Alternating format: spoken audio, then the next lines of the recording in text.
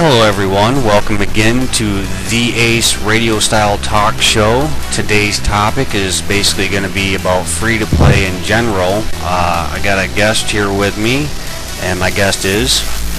Hi, this is Kevster257. I am, well, you can really call me a noob. I'm only like 65 combat, and I am still free to play. I've been playing for about 2 years, and I'm still free to play. Yeah, 2 years, that's probably what many people usually start off in free to play before they get members or anything else like that. So, I mean, it's not really that bad. No, I suppose not. I had members for 1 month, but then I thought I might get like my levels up a bit more and get a bit more money. Well, that what kind of brings up what level do you think would be best to become a member at? You know, do you want to be a member? Do you think other players would be better to be a member right off the bat, or to get certain levels and certain skills or whatnot first? Well, I think it's probably best to get a fairly high combat level in like 60s, maybe not 60s, like 70s or 80s, even 90s maybe. But also to get like lots of money from getting up, like mining or woodcutting, fishing, things like that, that can get you loads of money. Yeah, I remember when I started back free to play, you know, of course, you know, it's been a while since I've been free to play, but one of my first skills and things I did, of course, was, well, my dad brought me into the game, family basically play. They showed me the game and walked me around the game and how to play and stuff like that. Combat was definitely a big thing. Yeah. Well, most people start off with combat, don't they? Yeah, usually if it's their first account, they start off with combat, as I did when I first started playing. Yeah. And then it's like the main thing that you get launched into straight away, isn't it? Yeah, I mean, right off the bat, it's either kill or be killed type. Yeah. You know the area. I mean, if you don't know the area, that's just it. You're gonna combat. Yeah. Then after that, you know, you start learning the different skills and your way around the different areas or towns or cities, village. Well, they're not really cities. I'd call them village. Yeah, I suppose. I mean, I did mining myself right off the bat. Yeah, mining was one of my favourites to do as well, because I love the feeling of actually making something and making armour that you can wear in combat. That was one of my key things, that I don't buy my items. I've always made everything, basically, or I gathered everything, and when I was free to play, I had everybody trying to tell me to go buy rune armor, and I told them, well, no. Why? When I can make it. I just got to get the level to do so. And I wore myth armor for the longest time, until I started making more friends on the game, because that's what I mined my level and smithed my level up to be, because I can make myth armor, myth weapons. That's what I used. Yeah. Well, getting friends, as you said, is also a very, very big part of Runescape, and getting into a good clan that actually speaks to you is also another good part of Runescape. Yeah, the clans, when jagex updated that to Runescape, was a big leading factor that made it really fun, or more interesting, better, I don't know how you want to say that. Yeah, that's one reason I stuck to the game, is because I liked being able to go on to a game, basically, and also be in a chat room at the same time. Yeah. And you're interacting with people worldwide. That was another interest of mine, was being able to talk to anybody overseas. Yeah. That's also nice. Make friends from overseas. Like me and you, we're good friends now. Yeah. We're in America and I'm in England. Yeah, exactly. You know, so I've met people all over the world, Australia, Ireland, you're in England. Yeah. I mean, that's another cool factor. Yeah. Now, as far as like the skills, like I said, I started with mining right off the bat, and that's the coal. It was a really big thing back when I played. Is it still big now, or is there better resources now, or different things that are a whole lot better now? Well, the Grand Exchange has made it a lot easier to get up experience and things. So would mining still be best, or would it be wood cutting or fishing, or? Well, I think wood cutting would probably be best because it's very quick to get up compared to mining, and you still get a fair amount of money when you get to level 60, when you can chop yew tree, which is what I did off the back. The yews, and then also, of course, you got the member skill, the construction. Everybody buys the oak logs to make oak planks. Yeah, or you can. It's probably just better to just cut them because you also get skills up, rather than just spend your money. Yeah. So woodcut, basically the biggest thing now, because woodcut back then was definitely not the biggest thing. It was mining and lobbies, basically. People buying their cooking level. Yeah, what I don't understand though is quite often now you see people who refuse to get their combat level up and only get other levels up.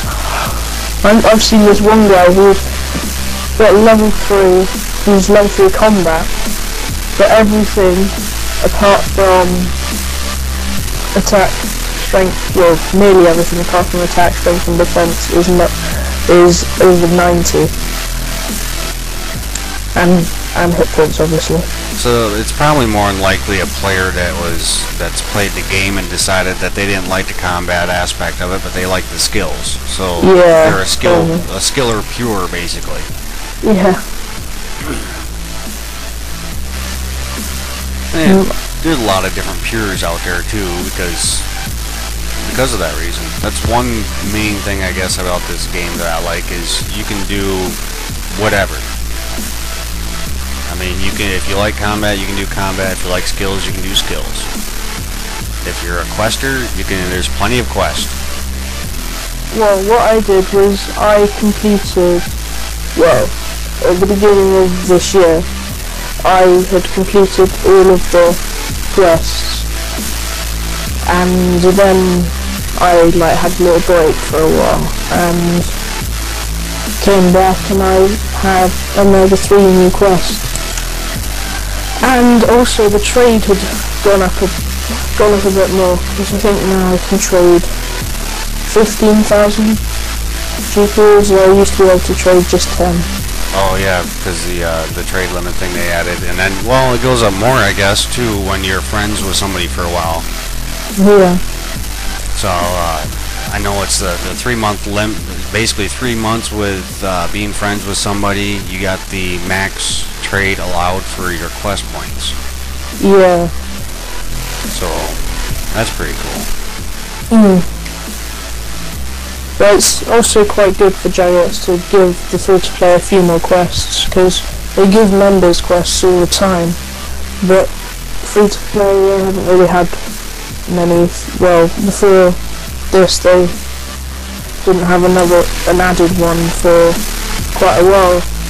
The only added quests weren't really quests, because they're only holiday events. Yeah. Do you think maybe that's why they made sure that they added the new skill, the dungeoneering skill, to kind of fill in for that, the lack of them doing certain things? Possibly. I'm not sure. I mean, I don't own jagex, so I'm not. Well, yeah. I haven't been on it for a while, so I'm not sure at all. I mean, does it seem like, as being a free-to-play player, do you see that, does I don't know if you do dungeoneering or not, but it kind of gives that feel that you're trying to make up for something. Yeah, it kind of does, actually.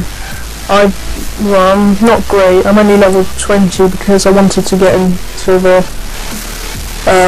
hill giant spot to train. Yeah. And yeah, it's just trying to get. It's just yes, as you said, it's just filling in for something else. Yeah, because, I mean, it's the dungeoneering skill when they added that. On the members aspect of it, it's basically just another thing to do that I don't know, it wastes money, but then again doesn't waste money, and it tries to fill in for many different aspects of the member side on the free to play side. I don't know. What I find odd about dungeoneering, well, I feel it's like a free to play, well, low level free to play way of getting up levels, because you can do almost anything in dungeoneering, and I think it's just Jagex's way of trying to get low levels up a little bit higher to like get them going. Kind of give them a taste of that in between of the free to play and the members. Yeah, kind of. Because members can level up quite quickly after, you know, like you said, around 60, 70 level or whatever, you can start getting those other monsters. Yeah. So dungeoneering's kind of like the in between. So well, it seems. I think it's more like a low level, like thing. It's very useful for low levels, I think, because you can get up pretty much all skills in there. Because you can chop down some trees, you can make fires, you can do some mining, you can do some smithing, you can do pretty much everything.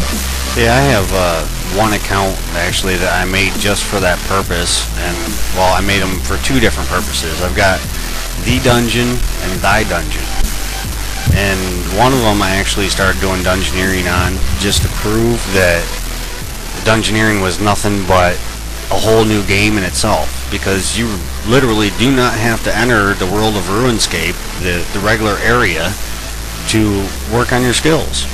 No. I mean, you can play the whole game in dungeoneering, and that's it. Yes.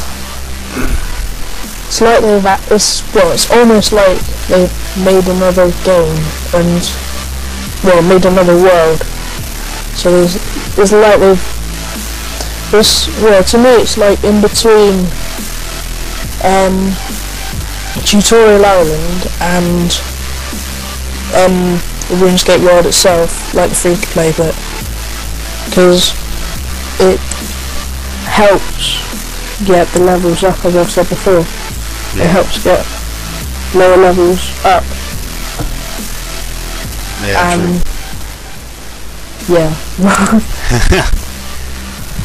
No, a lot of players think, I know on free to play, of course I get everybody, all different ranges of levels and free to play and members players in my clan chat itself. I know players forget about different areas. Now, some of the areas, well, like you said, you're trying to work on getting level to work on training on the hill giants. Yeah. Now, do you think everybody uses that all the time now, or is it still kind of a somewhat hidden area or a forgotten area? I think it's more of a hidden area than a forgotten area, because well, it's quite new, and also apart from that, you have to get up another skill to get it, and another thing, quite often it's quite a lonely place, because when I was training to get my combat level up to 65, because I'm normally going there like early in the morning, so like 7 or 8 o'clock, just before school, I kind of like, there was like no one in there, maybe one person, 2 people at max, and then I go there after school and there's 5 or 6 max. It's really not very many people in there.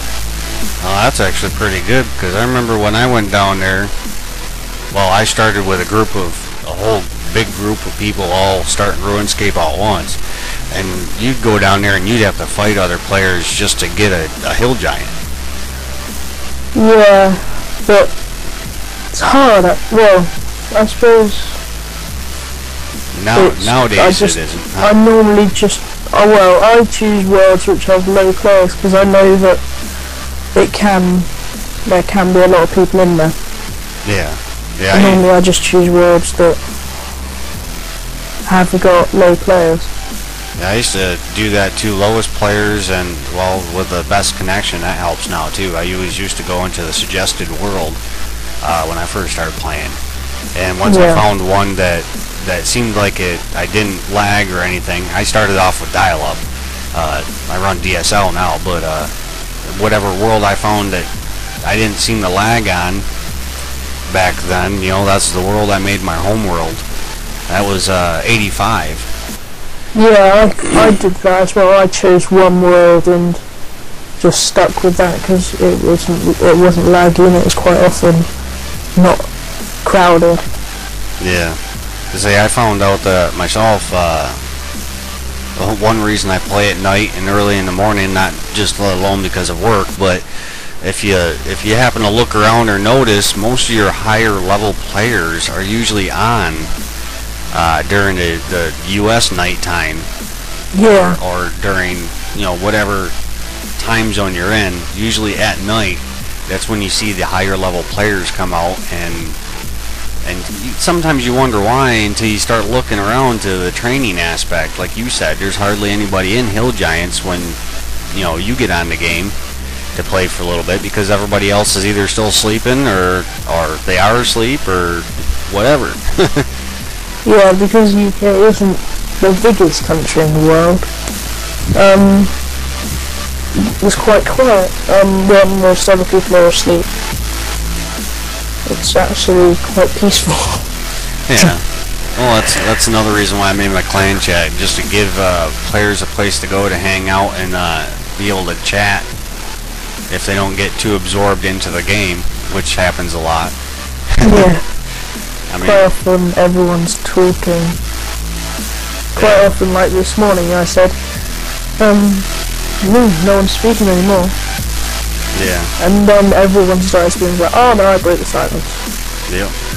Yeah, they start getting interested into, well, actually, usually what happens is when they start doing something, they get focused on what they're starting to do, and then probably about 5, 10, 15 minutes later on, somebody will start, you know, will say something or whatnot, and players have gotten into their routine of what they just started, so they start chatting more because they already know what they're doing in that area or whatnot. Yeah. Or they just got done finishing, you know, the busiest part of what they were starting to do or whatever. Like I was doing a farm run when I first started. Of course, you know, I was trying to hurry up and hit my different patches, and, you know, so I can get them timed out basically. And then once I started getting into, alright, 1 patch, 2 patch, the 3rd patch was done, I was just doing trees to where, you know, it takes a while anyways, then, okay, I'd start chatting more. Or responding more, or whatever.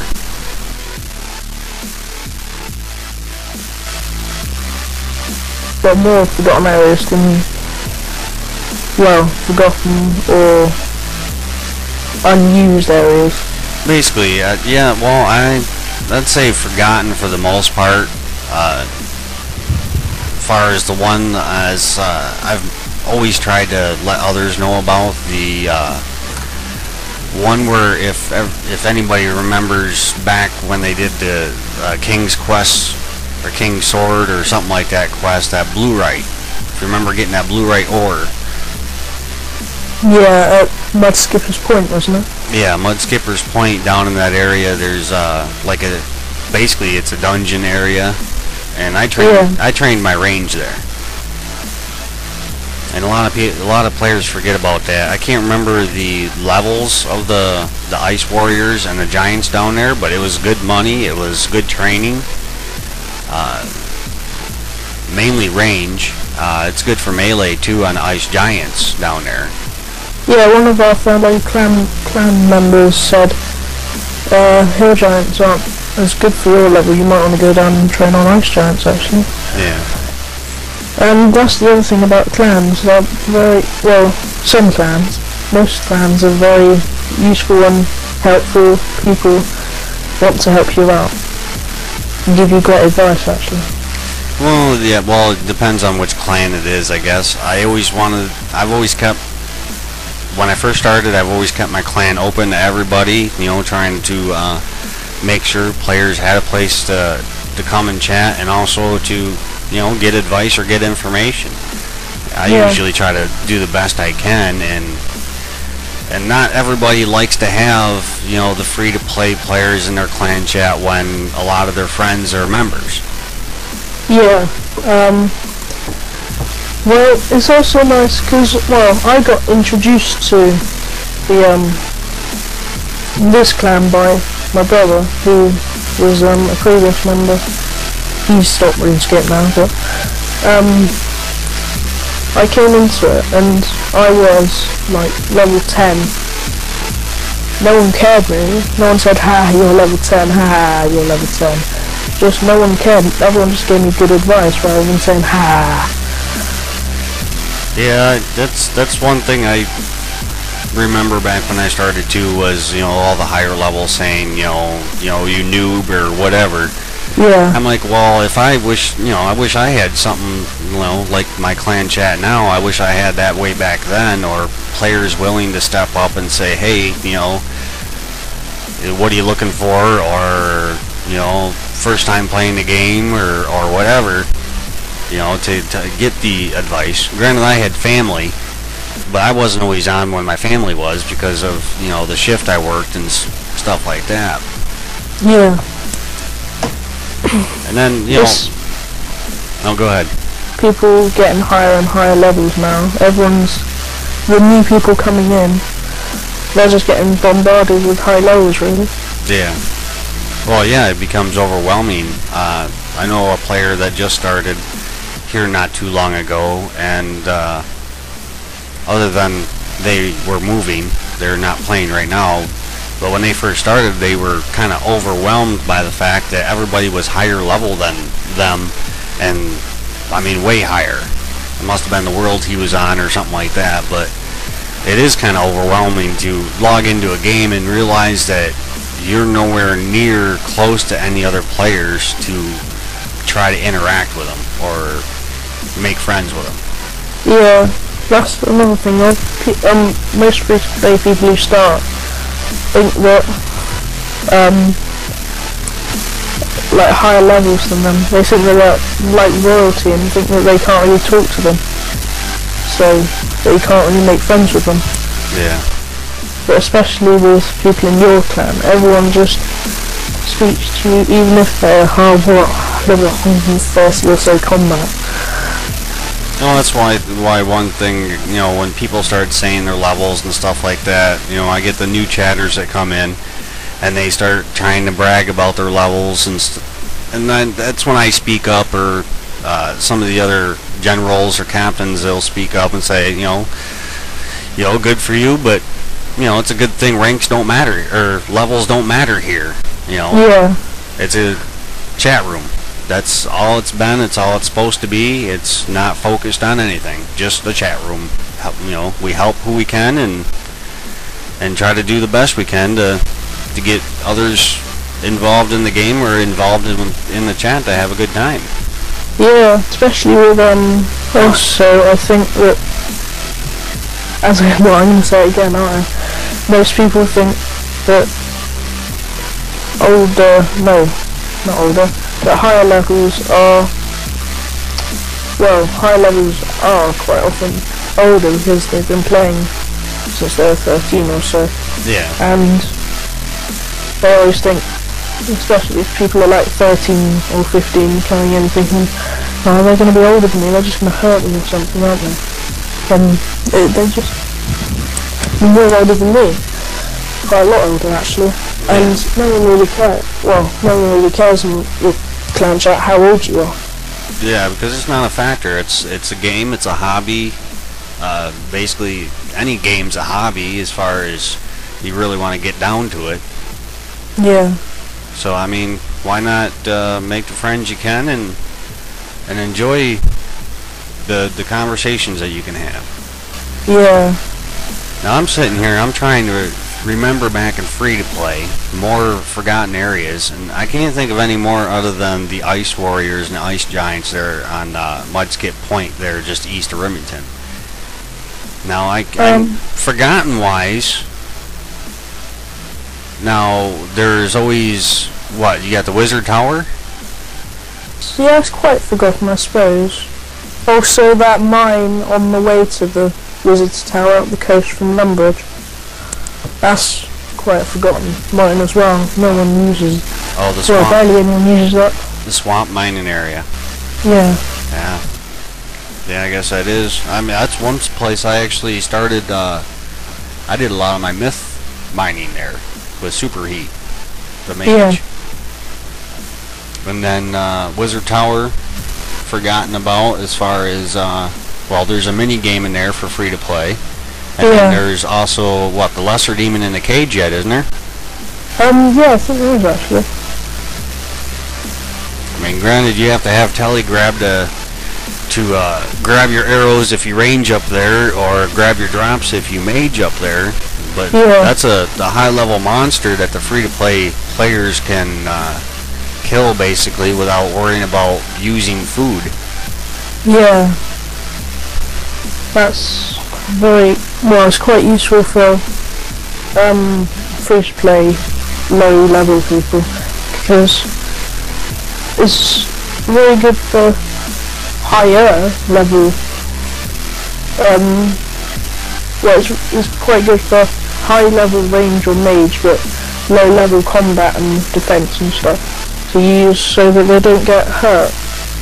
Well, I'd say, yeah, if you're not a big person in the fishing skill, yeah, to where you want to, have to get food all the time. I think I maged quite a bit up there in the Wizard Tower, the top there with the lesser in the cage. Then you got the mini game that's also in the Wizard Tower there, but you got to have level 50 RC, and that's quite hard to get there and free to play. You got to do a lot of fire rolls. That is actually. Yeah, most people are already. No, well, even some members aren't that high level RC. Yeah, that's true. Well, is there any advice you can give to any of the other free-to-play players out there that might be listening in, or any tips you might want to give them from your experience and your view? Well, from my experience, just keep moving around levels so you don't get bored doing one thing and then just think, oh, Runescape's boring, I'll stop this, because it's not when you move around levels. So if you stay on one thing, it's of course going to be boring, just doing the same thing all the time. So just move around a bit. It's more fun. That and joining a clan chat or finding people to be in a clan chat with always makes it makes the time fly by. Yeah, it's nice talking to people while doing, well, especially levels that you don't like but you want to get up because you want to do a certain thing, like a quest or something. So it's very nice for passing the time. Alright, well, I think that's pretty much covers conversation here with the free-to-play aspect, and one of the free-to-play players' views here as a guest, Kevster. Thanks for having me. Yeah, nice to have you, and hopefully we can have more guests later on, or even a group guest. I'll try to make sure that I pass along your channel or whatnot. That way people can view the videos that you're interested in, or make a comment on your page or whatnot. I'll put a link in the description. Thanks, and of course, we'll see you in my clan chat later on. Yeah. See you next one, man. Yep. Alright, everyone, that'll be the end of this show. Until next time, have fun and good luck. Hello, everyone. Welcome again to the